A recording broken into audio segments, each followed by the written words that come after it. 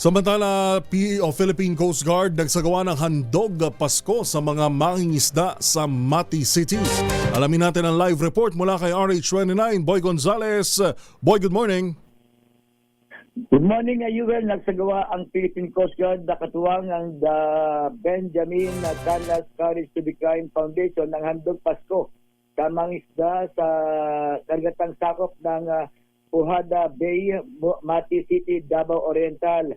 Maaga naglayag ang mga tao ng PCG upang magatid ng tulong at regalo sa mga mangisda at kanilang pamilya bilang bahagi ng pagdiriwang ng Pasko. Isinagawa ang aktibidad sa ilalim ng Intensified Community Assistance, Awareness Response and Enforcement o I-CARE program ng Philippine Coast Guard. Ayon sa PCG, layo ng programa na paigtingin ang ugnayan sa mga komunidad sa baybayin at magbigay ng suporta sa sektor ng pangingisda, lalo na sa mga umaasa sa dagat bilang pangunahing kabuhayan.